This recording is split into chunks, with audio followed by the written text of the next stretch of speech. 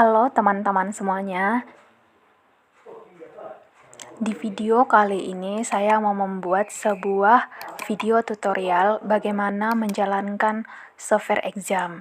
Nah, kalau di video sebelumnya saya sudah membuat tutorial bagaimana menginstal exam. Nah, sekarang saya mau membuat video bagaimana menjalankannya, bagaimana ketika kita membuat database baru, membuat field baru, atau melihat database yang ada di laptop kita dengan menggunakan exam yang terhubung dengan CMD.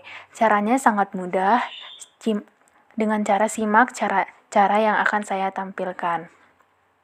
Nah, cara yang pertama yaitu kita membuka software exam yang ada di laptop kita. Oke, setelah kita membukanya, maka akan muncul seperti ini. Kemudian di bagian Apache kita klik Start. Di MySQL juga kita klik Start. Sampai keduanya benar-benar running atau sudah berjalan dengan baik. Nah, kemudian kita membuka software CMD yang di laptop kita. Oke, ini adalah tampilan CMD. Nah, di sini kita bisa langsung mengetikkan perintah-perintahnya. Nah, perintah yang pertama yaitu cd, kita enter lagi, dan di sini kita mengetikkan cd exam.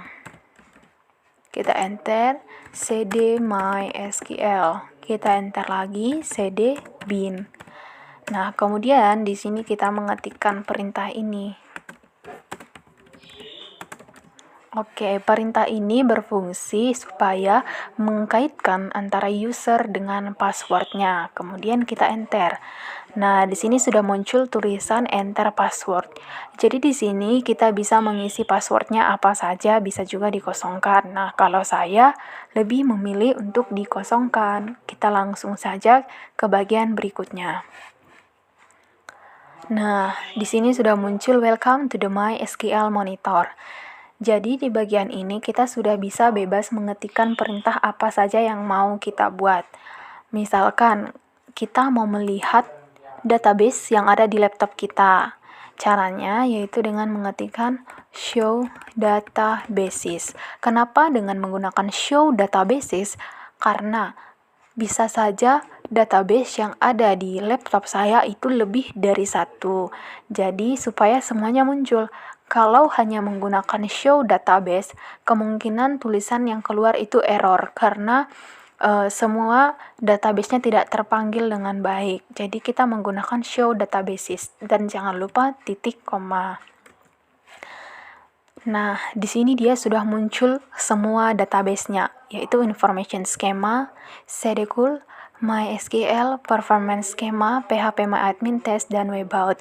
Nah, ada 7 database yang ada di laptop saya. Dan semua database ini adalah database bawaan atau yang pernah saya buat sebelumnya. Baik, kemudian kita bisa lanjut ke bagian berikutnya. Misalkan di sini saya mau membuat sebuah field baru atau tabel baru di database MySQL.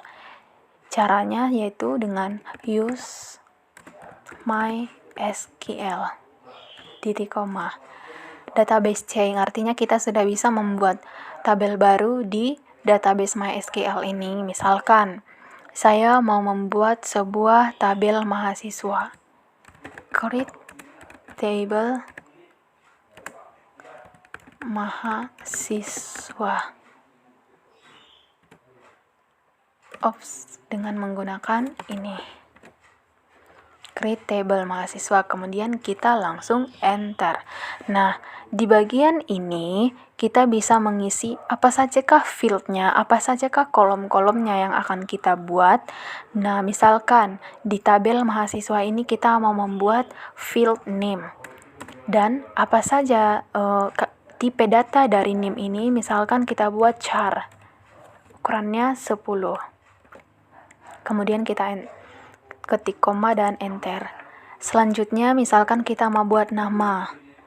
Tipe data dari nama, misalkan varchar, kita buat 30 ukurannya. Kita enter lagi.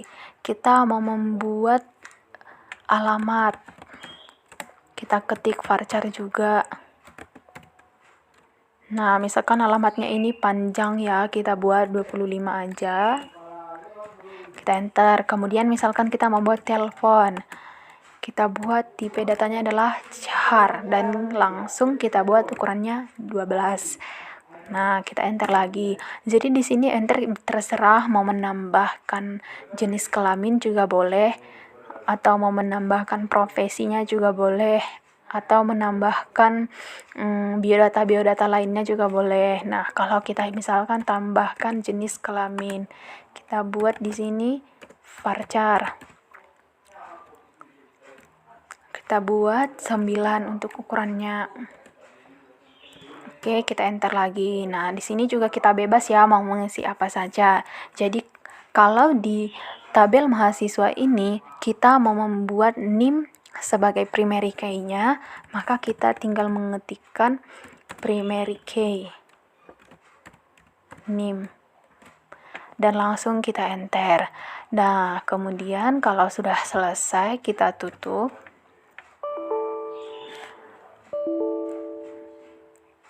Di sini tulisannya error, table mahasiswa already exists, berarti tabel mahasiswa sudah ada. Nah, misalkan kita mau mengganti lagi, create table mahasiswa 1, misalkan kita mau membuat mahasiswa 1, karena tabel mahasiswa sudah ada, kita ganti. Nah, sama saja dengan yang pertama, kita buat 10. Kita buat secara manual saja mengetiknya biar teman-teman juga lebih mengerti cara-caranya.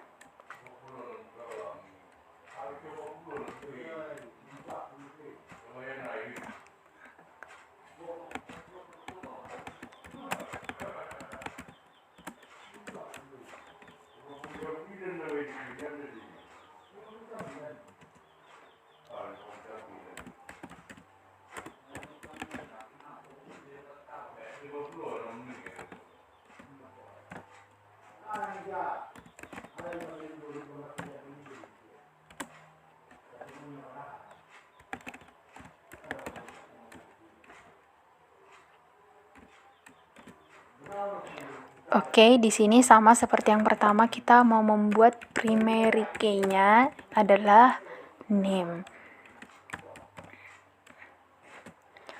Primary key-nya adalah name. Kemudian kita lanjut.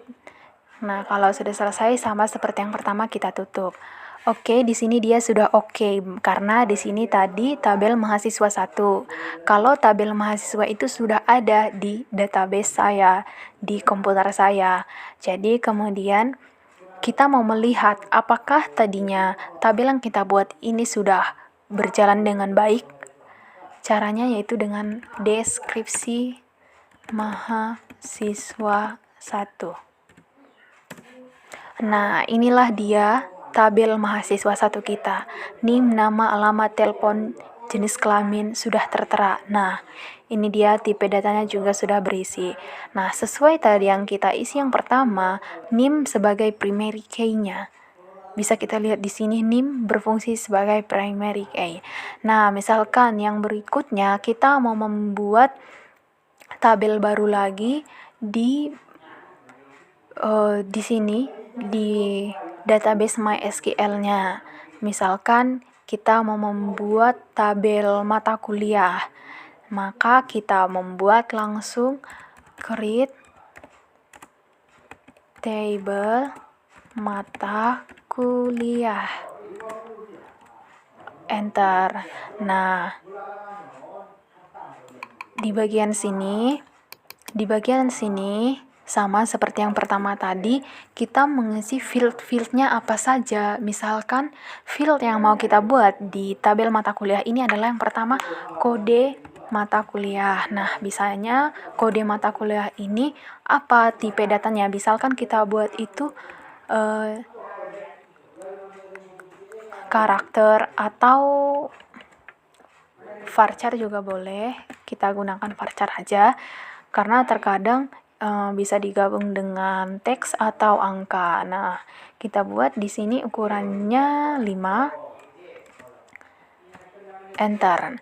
Kemudian selanjutnya nama mata kuliahnya. Kita buat varchar juga. Nah, biasanya kan mau panjang. Kita buat ukurannya 15.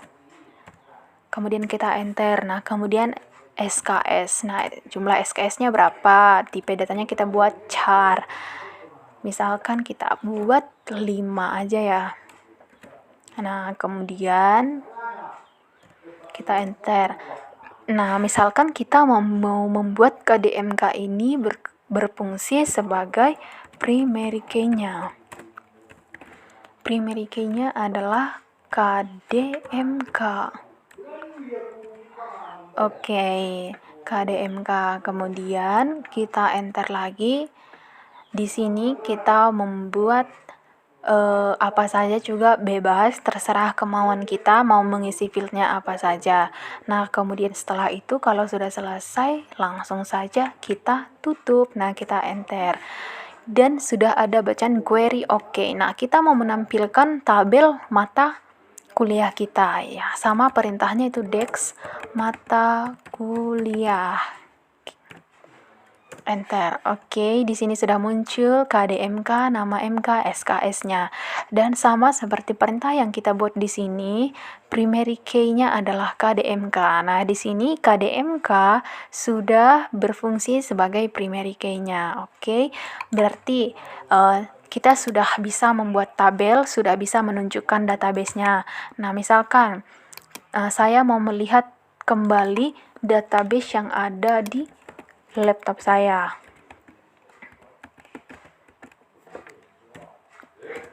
Nah, ini dia database-nya. Masih database yang pertama.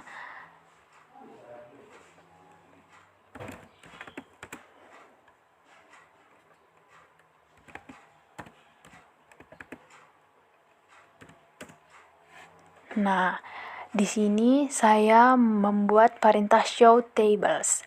Tampilkan tabel-tabel saya. Nah, tabel-tabel yang ada di komputer saya ini banyak. Nah, tabel yang kita buat tadi itu ini di sini mahasiswa. Nah, ini dia tabel mahasiswa tadi sudah ada. Nah, makanya saya buat mahasiswa 1.